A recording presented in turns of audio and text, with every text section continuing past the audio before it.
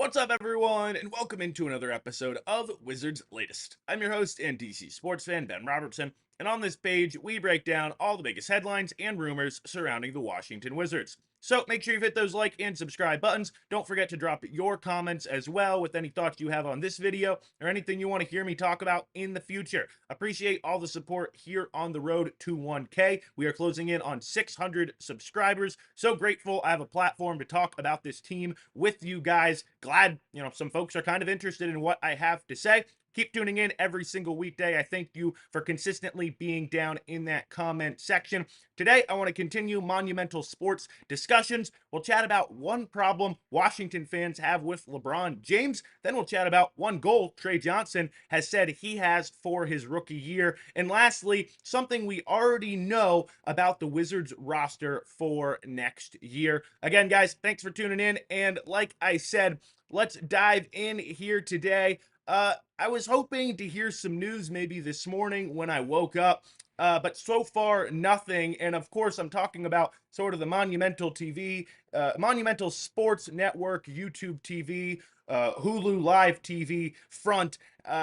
Washington Capitals action getting started here this evening. Of course, the other team that plays in Capital One Arena. Wizards preseason basketball, like I said, getting started this weekend. And right now, again, no news on that front. If you were a YouTube TV or Disney Hulu Live subscriber previously, pretty much your option is to pay $20 a month to see Wizards games this year directly through Monumental Sports Network. From my understanding, those of you with cable providers, whether it's DirecTV or Xfinity, or Fios, should still be okay. Now, let me know if that's incorrect and you're actually losing Monumental and kind of have an issue on your hands for this week. But again, YouTube TV, Disney, Hulu Live folks kind of need to decide, if they haven't already, how they're going to watch Wizards basketball here this year. I know some of you have seen Troy Halliburton's comments on this topic, sort of suggesting or wondering if the team could maybe follow the Phoenix Suns model and go back and essentially get back on local broadcast television, which would solve the problem for everyone. If you're a YouTube TV subscriber, of course, you have those local channels on your service. If you're a cable user, of course, you're still good. And if you don't have anything, if you're not subscribed to a cable network or to YouTube TV, and you don't want to, you don't have to, because it would be on local television and you can watch for free. This is, of course, for the most part, the model that the NFL follows. I know the Commanders are going to be on ESPN this upcoming Monday against the Bears. I know the Thursday night game has gone to Prime, but for the most part, for the vast majority of NFL football games, viewers can watch and tune in to local broadcast television and turn on games for free. And of course, that's the sport in America with the most eyeballs. Shout out my guy Richie Matthews 1794, excuse me. I've seen you down in the comments for a while, man. Really appreciate it. But he says, though my team hasn't been good for a while, it was nice to watch on YouTube TV, but the prices are outrageous, and I don't think I'll see many games this year.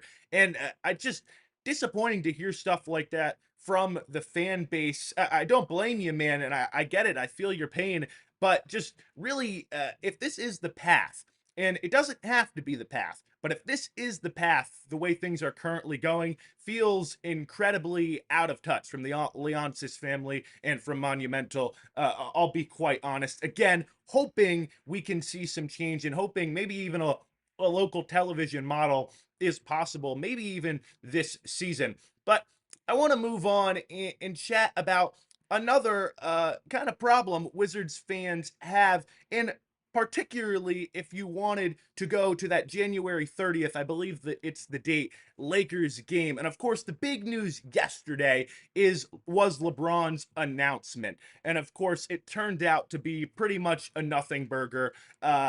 He was essentially just announcing a brand deal with Hennessy. And look, I'm going to admit something here.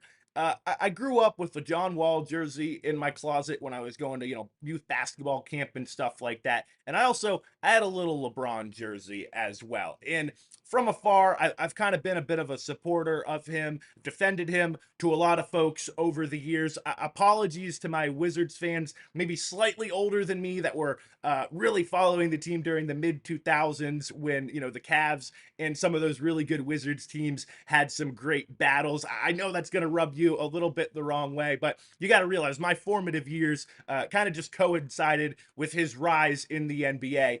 But look, what's the old Harvey Dent adage? You either die a hero or you live long enough to see yourself become the villain. And, after years of maybe, a little bit of defense of LeBron, I kind of get it. I kind of get it. And this kind of the recent move here with the decision to understanding the weight of what kind of that title holds, and then essentially announcing not your retirement, but just a brand deal. For what? To add, a few more dollars to, to your pocket. Yeah, that's your right. And, plenty of folks in world history have done that as well. Credit to him, make your money. But it also goes to show you once you hit a certain level of, whether it's fame, whether it's fortune, you kind of lose touch with maybe reality and maybe the fans that are kind of the reason that got you there. And look, I know that sounds weird. I know fans didn't put in the work for LeBron, but fans are the reason the NBA, pro sports, professional athletes make all that money. If there's no fan interest, sports, cease to exist, right? And essentially, by making that announcement and understanding that it was the decision to, he caused prices for that Wizards Lakers game. And for folks that maybe wanted to go see LeBron, even if this isn't his retirement year, but to see him maybe once ever, essentially cause prices to just to get into the door to that game to pretty much double, skyrocketed overnight. The cheapest tickets were reportedly to get in prior to that announcement were about $150. That's almost doubled up to, or more than doubled. You guys can do the math. Up to $377 was the get-in price on Ticketmaster. Not sure if that includes fees, to be quite honest. And from my understanding, that's to sit at the very top of Capital One Arena in the top level. So just kind of an out of touch move, I guess, to make a few more dollars. And I know a lot of Washington fans were interested, and maybe it would have, stretched the pocketbook or stretched the wallet, but maybe to get out and see that Lakers game and catch one of the all-time great players for the final time. Maybe he plays in DC in his career, or one of the last times.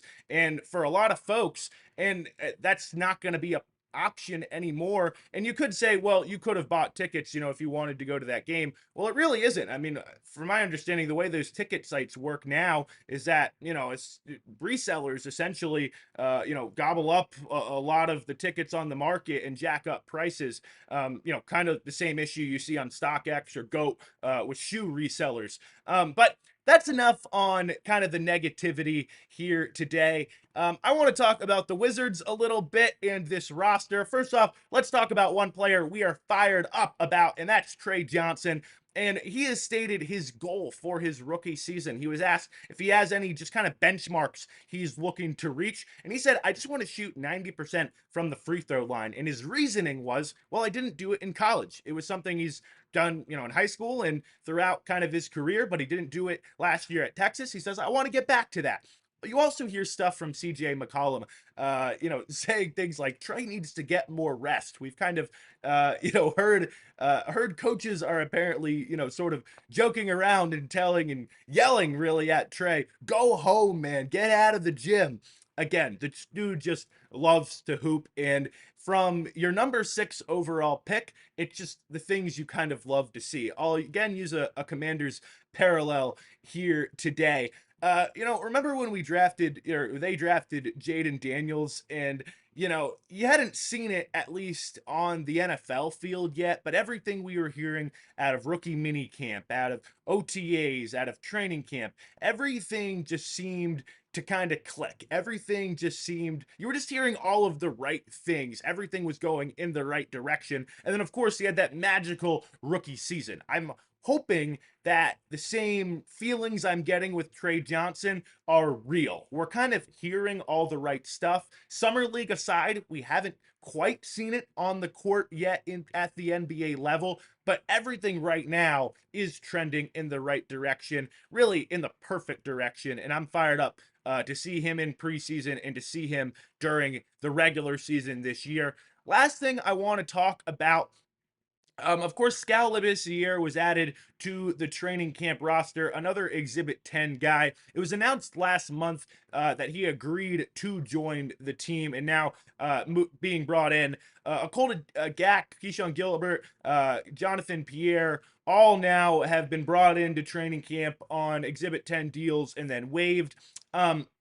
Unless another move like that gets made, it looks like Leaky Black, excuse me, and Labissiere are going to be the Exhibit 10 guys that could get opportunities during Wizards preseason action. Again, Will Dawkins, and I've referenced this on the page before, he has been open that the go-go will be utilized, and there's going to be some fluid movement between the regular season NBA rosters and the G League rosters here this year. So you're getting some of those guys just quick opportunities to get their foot in the door with the Wizards. Again, all those kind of names I've mentioned, expecting most of them at least to be on the G League roster this year. You'll obviously see the two-way guys as well. Sharif Cooper, Jameer Watkins. I think probably expect Sharif maybe more in the G League, but I'm thinking Jameer Watkins, again, he's on a two-way deal. So just based on his contract, you're going to see him a bunch with the go-go as well. I know Tristan Vukcevic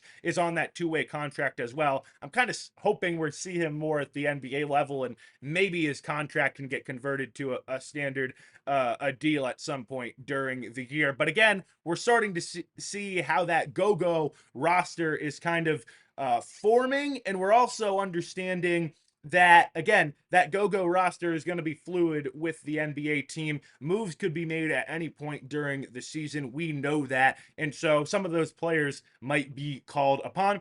But I'll keep you posted on everything Wizards related right here on the page. So make sure you've hit those like and subscribe buttons. Don't forget to drop your comments as well. And thanks for watching another episode of Wizards Latest.